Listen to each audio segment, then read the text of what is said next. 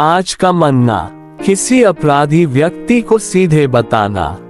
Bible के पद, मत्ती 18:15। यदि तेरा भाई तेरा अपराध करे तो जा और अकेले में बातचीत करके उसे समझा।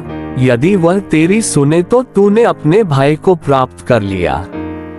गलातियों 6:1। हे भाइयों, यदि कोई मनुष्य किसी अपराध में पकड़ा भी जाए तो तुम जो आत्मिक हो नम्रता के साथ ऐसे को संभालो और अपनी भी चौकसी रखो कि तुम भी परीक्षा में न पड़ो।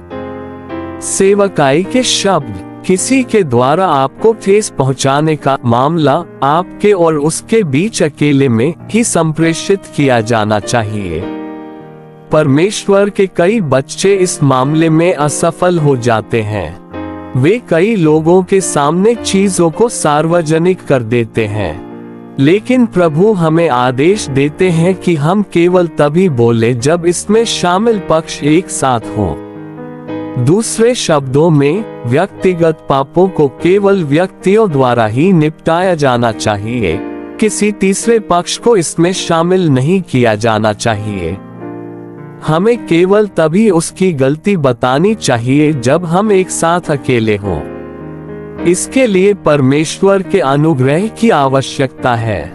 यह एक ऐसा सबक है जो परमेश्वर के बच्चों को सीखना चाहिए। कुछ भाई बहनों को लग सकता है कि यह बहुत परेशानी वाली बात है, जबकि यह वास्तव में काफी परेशानी वाली बात है। लेकिन अगर आप परमेश्वर के वचन के अनुसार चलना चाहते हैं तो आपको परेशानी से डरना नहीं चाहिए। अगर आपको लगता है कि आपके भाई का आपके खिलाफ अपराध इतना छोटा है कि आपको परेशान नहीं होना चाहिए, तो आपको उससे बात करने की कोई जरूरत नहीं है। अगर ऐसा है तो इसके बारे में दूसरों को बताने की भी जरूरत नहीं है। अगर आपको लगता है कि कोई मामला महत्वहीन, सरल, तुच्छ और उसके ध्यान में लाने के योग्य नहीं है, तो आपको इसके बारे में दूसरों को नहीं बताना चाहिए। आपको यह नहीं सोचना चाहिए कि उसे सूचित करने की जरूरत नहीं है, बल्कि दूसरों को सूचित करने की जरूरत है। अगर आप इसके बारे में बात करना चाहते हैं तो उससे अकेले में बात करें। अगर इसके बारे में बात करने की जरूरत नहीं है तो बस चुप रहें।